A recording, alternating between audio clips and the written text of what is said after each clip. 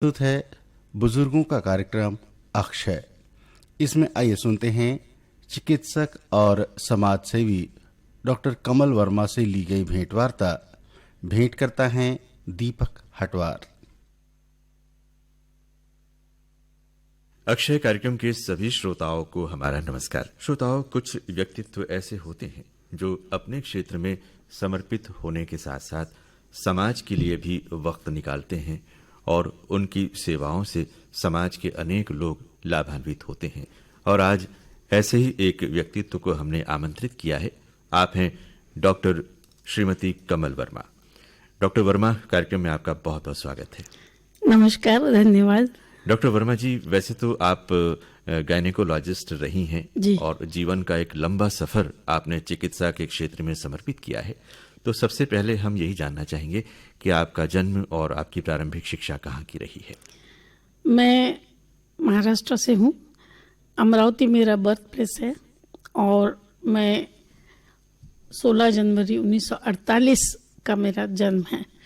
तो Amravati primary school, उसके बाद में मणिबाई गुजराती हाई स्कूल, उसके बाद में VMB कॉलेज और वहाँ से फिर मैं नागपुर मेडिकल कॉलेज की स्टूडेंट रही।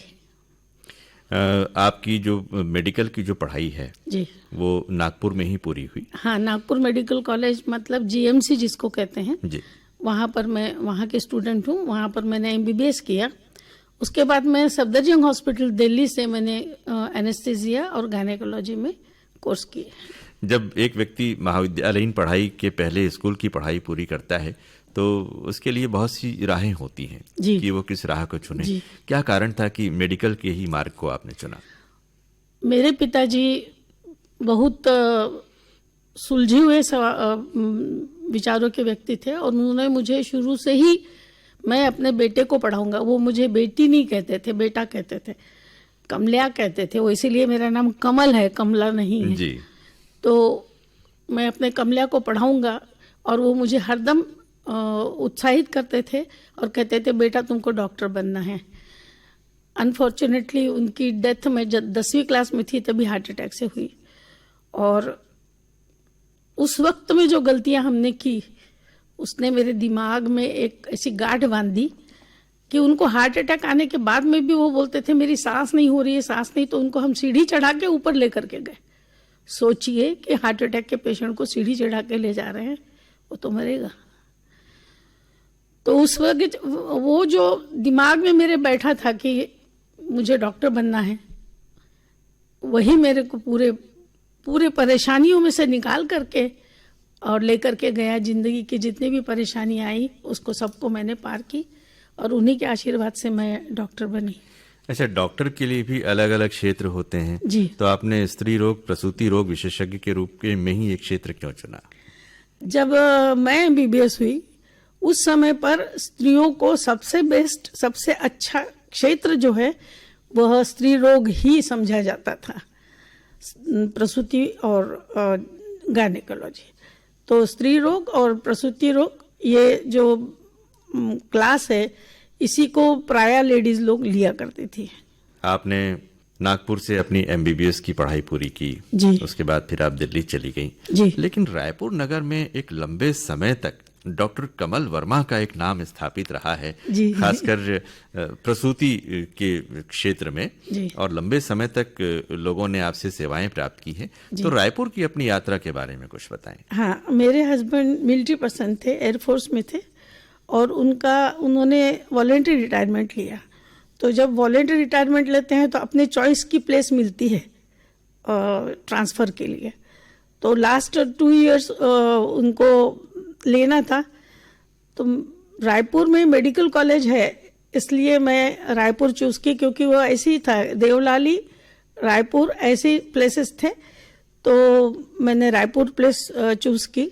मेरे हस्बैंड को बोली कि आप रायपुर लीजिए, क्योंकि मेरे दिमाग में ये था कि मैं यहाँ आकर के और आगे पढ़ाई करूँगी।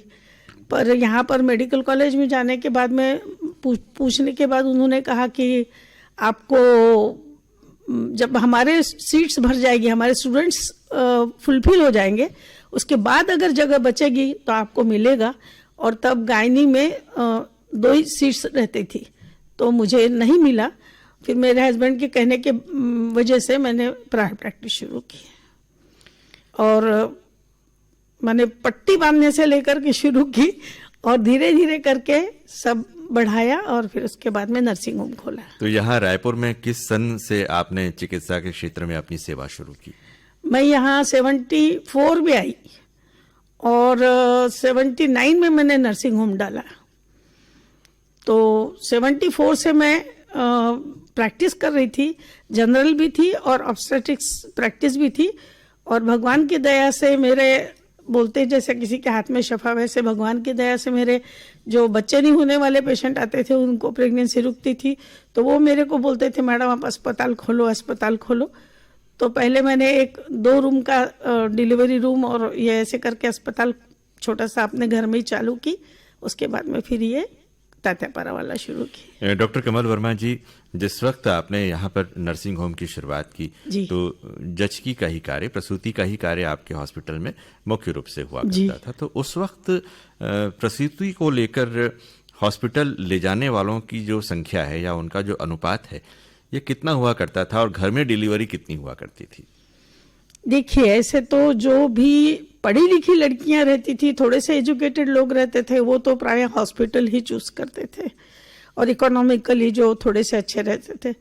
लेकिन मैं जहाँ रहती थी वहाँ मेरे पीछे में और सामने बाजू में, जैसे वो हांडीपारा एरिया है और रामकुंड एरिया है और पुरानी बस्ती एरिया है, वहाँ पर भी कुछ प्रमाण होम डिलीवरीज होती थी।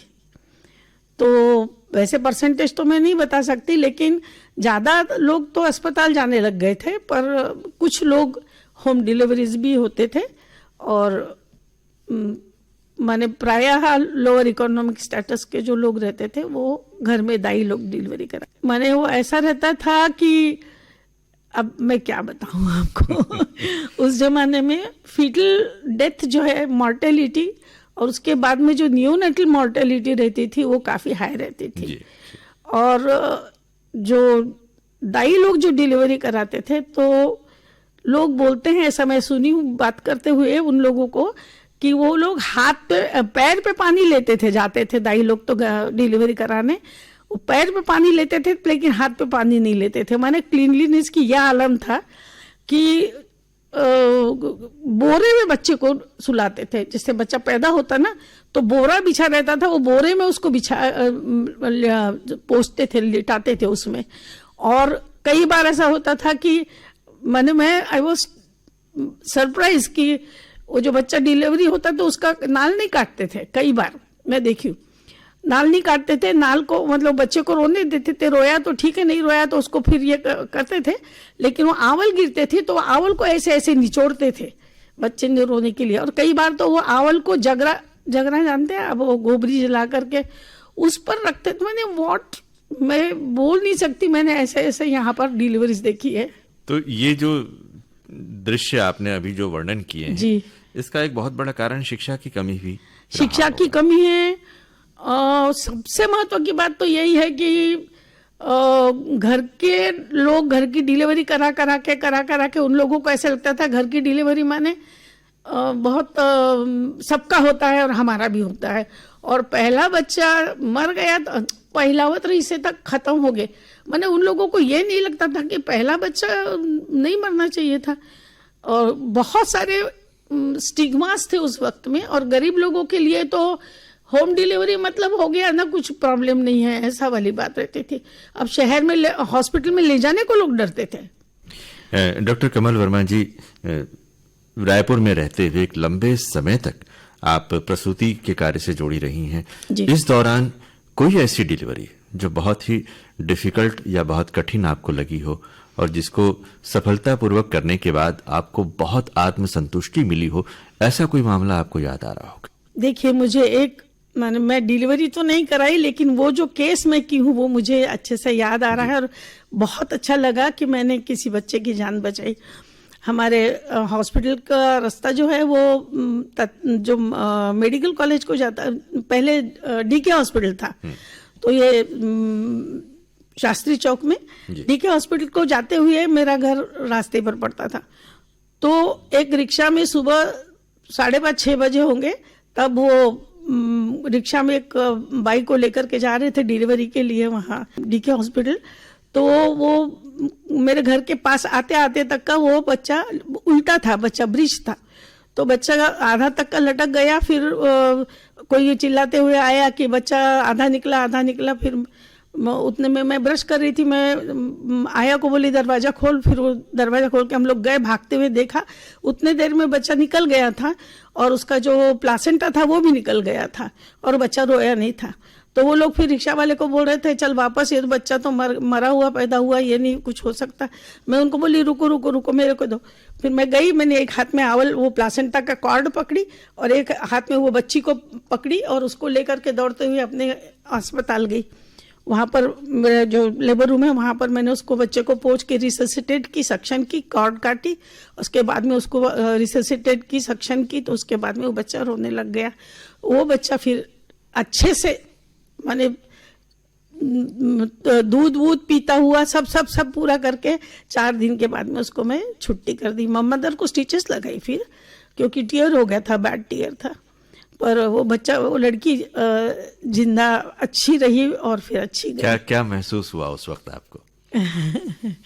ये तो एक माँ समझ सकती है। जी। डॉक्टर कमल वर्मा, आपने चिकित्सा के क्षेत्र में बहुत सारी डिलीवरीज करवाई हैं खुद, और बहुत सारी चीज़ों को, उस दौर में तो सुविधाएं इतनी नहीं थी हाँ। जितनी आज हैं। जी। तो उस दौर में किस तरह की कमियों को का सामना करते हुए आपने बहुत सारी माताओं की सफलतापूर्वक प्रसूति करवाई है?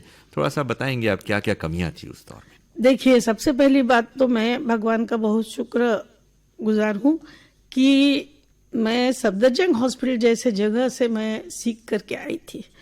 और हम लोगों ने उस जमाने में वहाँ सफदरजंग हॉस्पिटल में हमको सिखाया गया डिलीवरी कराना कि पैरासर्वाइकल ब्लॉक कैसे लगाना और सर्विक्स में हाईलेज लगा करके सर्विक्स को कैसे डायलेट करना। थोड़ा सा कुछ रह जाता था बकाया, डायलेट होने का हार्ड रहता था सर्विक्स, तो हम लोग हाईलेज लगा देते थे तो डायलेट होता था। तो उसकी वजह से मुझे ऐसे परेशानी बहुत ज्यादा नहीं आई डिलीवरी करवाने में। पर डिलीवरी के पहले जो ये लोग ANC ठीक से, मतलब एंटीनेटल केयर ठीक से नहीं देते थे, उसकी वजह से कुछ मरीजों में एनीमिया और कुछ वीकनेस ऐसी जो प्रॉब्लम्स रहते थे। और घर से वो लोग कभी कभी घर से पेशेंट को थका के लाते थे और इंजेक्शन लगवा के लाते थे। वो परेशानी मुझे उस वक्त में डिलीवरी कराने के वक्त में हुई, लेकिन वो डील हो गई फिर। मतलब ऐसे कुछ नहीं हुआ कि कोई बच्चा मरा। मेरी तो पूरी जिंदगी में मैंने डेथ नहीं सर्टिफाई की, ना बच्चे का ना माँ का कभी। ये बहुत बड़ी बात आपने कही है कि आपके हाथ जिस भी माँ को इन हाथों ने स्पर्श किया है, सफलतापूर्वक उस माँ से भगवान की कृपा रही मेरे ऊपर, संतान की प्राप्ति हुई है। डॉक्टर कमल वर्मा जी, बहुत सारे चिकित्सक हमने ऐसे देखे हैं कि चिकित्सा के अलावा उनके कुछ शौक भी रहे हैं जी। तो आपका भी कोई खास ऐसा कोई शौक रहा होगा? ऐसे तो मैं साहित्य से जुड़ी हुई हूँ जी, और कविताएं लिखती हूँ, कहानी भी लिखती हूँ। वैसे तो डॉक्टर का मन बहुत कोमल रहता है, इसलिए कहानियां लिखना, उन लोगों की जिंदगी में इतने सारे एपिसोड शायद होते हैं कि वो बहुत इजी है उन लोगों के लिए सब अपने पास्ट को बताना। तो हम चाहेंगे कि एक डॉक्टर जब कविता लिखती हैं जी, तो वो क्या सोचती हैं और किस तरह से वो कविता कागज पर मैं उतर कर तो आती है? एक मिलिट्री पर्सन की वाइफ होने की वजह से सैनिकों के ऊपर मैं बहुत लिखती हूँ जी, उनकी भावनाएं लिखती हूँ कि मैं हिमालय पर बैठा हुआ और मैं बेटियों के लिए लिखती हूँ, लड़कियों के लिए लिखती हूँ। हमारा जमाना और था जब हम लोग इतने सेफ थे।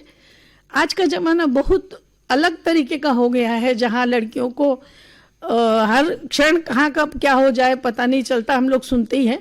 तो मेरा ये आज के लड़कियों के लिए, जमाने के लिए ये कहना है कि लड़कियों को सक्षम बनाइए आप। तो उसी के लिए मेरी एक कविता मैं बता रही हूँ। ये मेरे कविता का शीर्षक है प्रतिघात।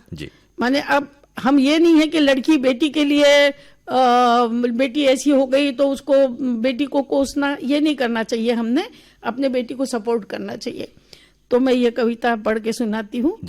पूरी पढ़ूं? बिल्कुल।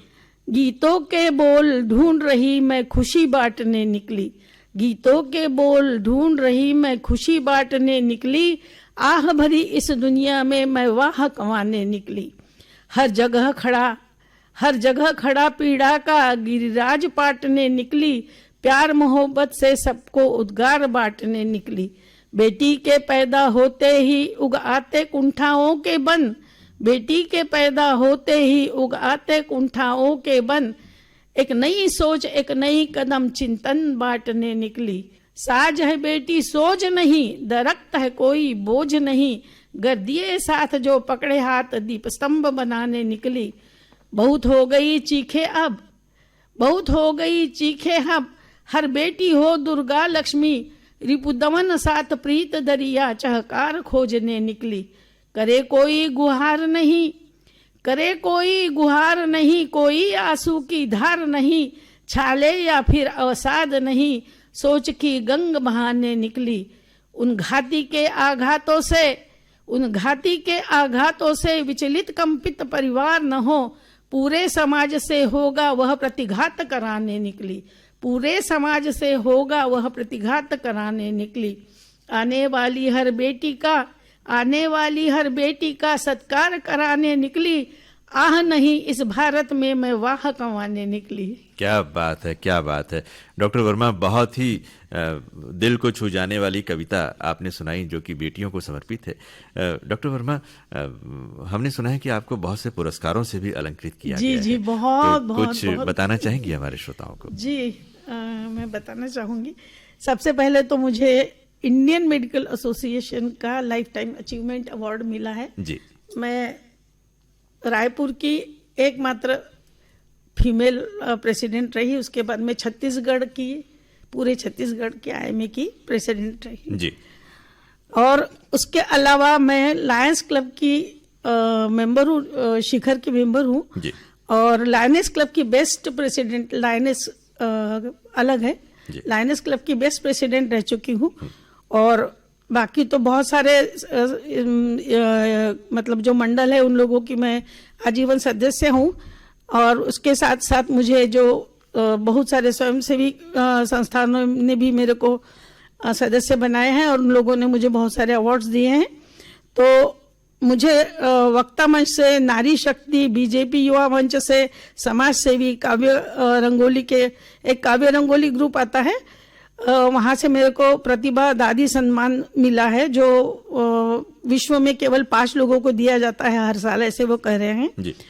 उसके बाद में मैं सुचेता कृपलानी अवार्ड, ये संगीत गीत का मतलब सांस्कृतिक कार्यक्रम में सुचेता कृपलानी अवार्ड मिला है। सुभद्रा कुमारी चौहान ये अवार्ड मिला है। बागेश्वरी साहित्य सम्मान, नारी शक्ति अवार्ड और सर्वोत्तम समीक्षक की भी मुझे पदवी मिली है। मेरी कुंडलियां द्विशतक करके एक किताब छपी है, उसमें मैं 210 कुंडलियां करके एक छंद रहता है वो लिखी हूँ।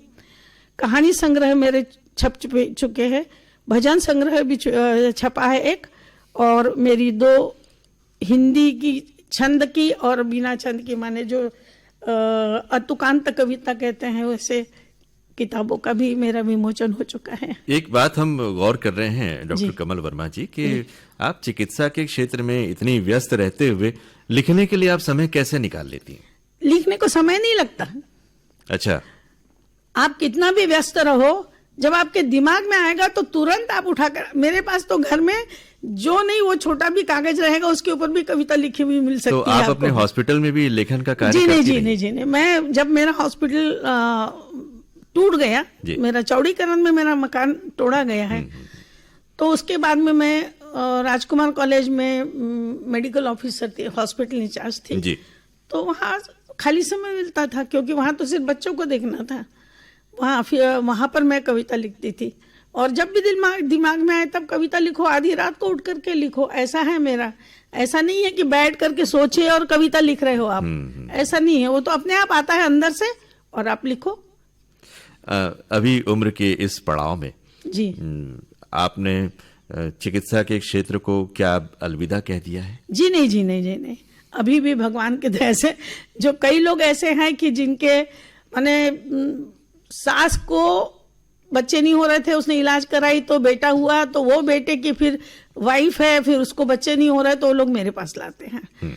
और कई बार लोगों को ऐसा लगता है कि हम सेटिस्फैक्ट्री, तो कई मेरा सबसे ज़्यादा ड्रॉबैक मेरे ज़िंदगी का ये रहा कि मेरे जो हॉस्पिटल का टूटने के बाद मैं स्थायी नहीं रह सकी।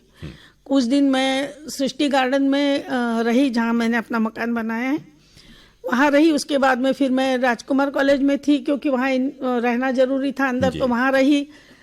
फिर उसके बाद में मैं वहाँ से भी रिज़ाइन करके रिम्स मेडिकल कॉलेज चली गई। वहाँ के जो मतलब इंचार्ज है, वहाँ के जो मालिक है, उनकी मेरी अच्छी फ्रेंडशिप है, तो वहाँ चली गई। फिर उसके बाद में अब मैं उम्र बहुत हो गई, अब नहीं करना है, जो भी कुछ है अब थोड़ा बहुत यहाँ महाराष्ट्र मंडल में करना है करके मैं महाराष्ट्र मंडल में वर्किंग वुमेन्स हॉस्टल में रहती हूँ और वहीं से अपना समाज सेवा का काम करती हूँ। क्योंकि मैं वहाँ रिम्स में थी तो मैं रायपुर में आ नहीं सकती थी, तो मेरा एक बहुत महत्वपूर्ण कार्य मेरा चालू है, वो है मैं स्कूल के लड़कियों को जा जाके उनको मेंस्ट्रुएशन के ऊपर में menstrual hygiene, what is menstruation, उसमें क्या परेशानियां होती है क्या नहीं, इसके बारे में उन लोगों की जो परेशानियां हैं उनको समझना, फिर उन लोगों से सवाल, किसी के दिल में कोई सवाल है क्या, तो इस तरीके से। और डिसीजेस के बारे में भी मैं, एड्स के बारे में, सेक्सुअली ट्रांसमिटेड डिसीज के बारे में, ऐसे मैं स्कूल में जा जाके लेक्चर्स देती हूँ।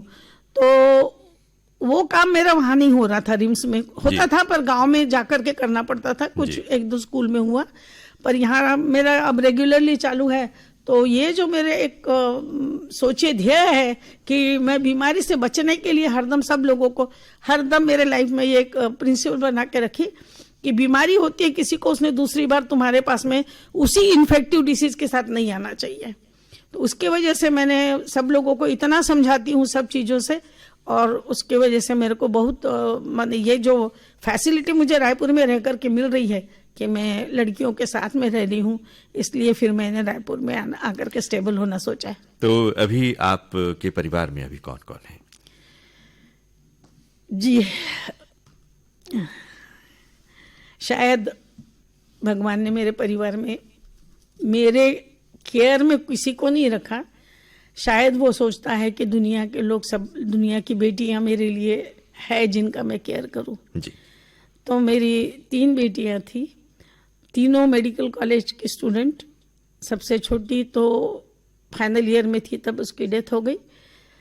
दूसरी वाली मेरी राजनांदगांव मेडिकल हॉस्पिटल में, कॉलेज में मेरी लड़की गायनेकोलॉजिस्ट है। और सबसे बड़ी जो थी वो पैथोलॉजिस्ट थी, जो अजय सिंह की वाइफ।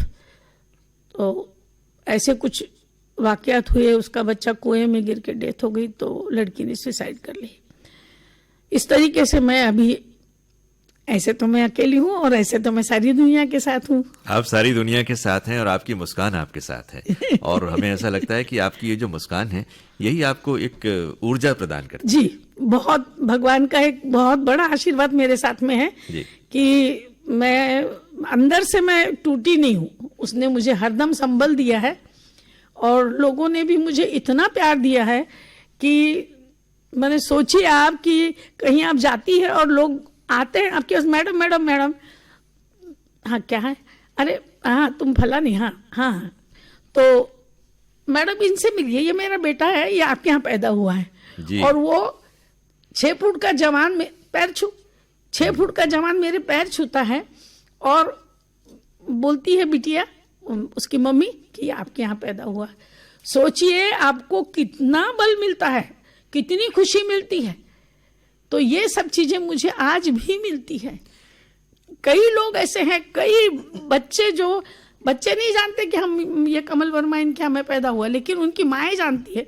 एक बैंक में, ये महाराष्ट्र बैंक है, वहां गई थी मैं एक दिन से, कुछ काम से गई थी, तो वो एक लड़का आके मेरा पैर छुआ, वहां का बैंक मैनेजर आके मेरा पैर छुआ। तो मैं ऐसे देखी तो बोले आप डॉक्टर कमल वर्मा हो ना? मैंने कहा, तो मैं आपके यहाँ पैदा हुआ हूँ। सोचिए क्या मतलब, सारी दुनिया की खुशी आपको मिल गई, इससे ज्यादा क्या चाहिए? हमारे आसपास ऐसे बहुत सारे लोग हैं जिनकी जिंदगी में कोई हादसा हो जाता है या जो कोई किसी अपने को खो देता है और कई बार निराशा के अंधकार में चला जाता है। ऐसे लोगों के लिए आप क्या कहना चाहेंगी? मैं तो ये कह रही हूँ कि देखो, हर चीज के, हर सिक्के के 2 पहलू होते हैं। था एक समय जब मैं भी टूट गई थी कि जब लगता था कि कुछ नहीं चाहिए मुझे।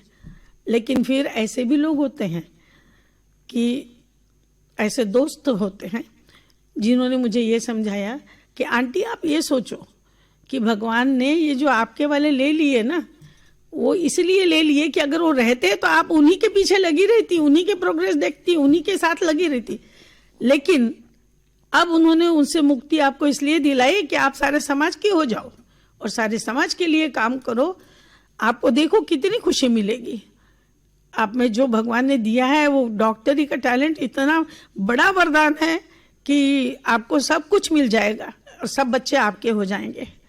तो ऐसे बोलने वाले कोई मेरे मित्र ने मुझे एक प्रकार से स्फुरण दिया और उसके पीछे मैंने फिर सच्ची है मेरे को करना चाहिए। और डॉक्टरी पेशा ही ऐसा है कि एक बार आप डॉक्टर हो और तुम जान लो कि मैं डॉक्टर हूं, मुझे किस लिए भगवान ने भेजा, इससे ज्यादा कुछ नहीं चाहिए आपको। फिर सपनों के बारे में एक बात कही जाती है डॉक्टर वर्मा कि इंसान की उम्र कितनी भी हो जाए उसके ख्वाब कभी खत्म नहीं होते जी। और वो ख्वाब देखता है जी। तो उम्र की इस दहलीज पर जहां पर 75 बसंत आप देख चुकी हैं, कोई ऐसा सपना जो बाकी होगा? जी मेरा एक सपना यह है कि हालांकि कभी सोचती हूँ कि नहीं हो सकेगा, तो यह है कि मैं स्कूल खोलूं, अपने नाम से एक स्कूल खोलूं। मेरे हस्बैंड के और मेरे नाम से मैंने एक ग्रुप बनाई थी कृष्ण कमल संस्थान करके, पर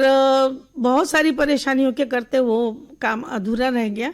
तो अभी भी मेरी इच्छा है कि मैं एक स्कूल खोलूं और अगर ऊपर वाले ने मदद की तो मैं खोलूंगी स्कूल छोटे बच्चों का। और मैं ये चाहती हूँ कि जैसे अब खैर सरकार तो बहुत सारी फैसिलिटीज दे रहे हैं, पर कुछ कॉर्नर्स ऐसे रह जाते हैं जहाँ पर इंसान पहुँच नहीं पाता, तो ऐसे जगह पर जाकर के कुछ कार्य करो।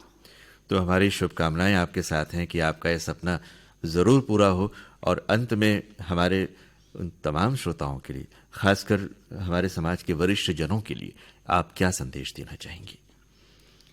वरिष्ठ जनों के लिए तो मेरा एक सजेशन है कि कोई भी उम्र ऐसी नहीं होती जब आप सीख नहीं सकते। दूसरी बात, कोई ऐसी परेशानी नहीं है जिसको आप सॉल्व नहीं कर सकते। शांति से बैठ करके सोचने से हर चीज का रिजल्ट निकलता है। और अपनी हिम्मत कभी नहीं हारना चाहिए। ये ना सोचे कि हम बूढ़े हो गए तो हम क्या कर सकते हैं। देखो, जब आपने पूरी जिंदगी अच्छे से गुजारी है तो अब ऐसा सोचने में क्यों पीछे हटना। आपको स्थिर रह करके और काम करना चाहिए। और सबसे ज्यादा जरूरी है अपने मन चित्त को शांत रखना। शांत चित्त से सारी चीजों का निवारण होता है, प्रॉब्लम नहीं होती है। और अगर ऐसा लगे कि भाई मैं ये परेशानी में पड़ा हूं, तो अपने अच्छे मित्र बनाइए खूब। मेरे तो बहुत सारे मित्र हैं और अपने मित्रों से उस बारे में मंत्रणा करिए, बातचीत करिए और हल निकालने की कोशिश करिए। ऐसी कोई चीज नहीं है जिसका हल नहीं निकलता है। सिर्फ आपको अंदर से पक्का मजबूत और खुश रहने की जरूरत है।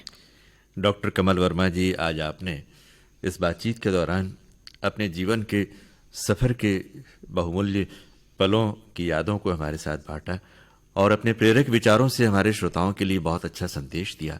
हम आशा करते हैं कि आपके इन विचारों से प्रेरित होकर हम सभी अपने जीवन में तमाम परेशानियों को भूलकर सदैव आगे बढ़ने का प्रयत्न करेंगे। अक्षय कार्यक्रम में कीमती समय देने के लिए आपको बहुत बहुत धन्यवाद। बुजुर्गों का कार्यक्रम अक्षय अभी आप सुन रहे थे। इसमें आपने सुना चिकित्सक और समाजसेवी डॉक्टर श्रीमती कमल वर्मा से ली गई भेंट वार्ता। भेंट करता थे दीपक हटवार।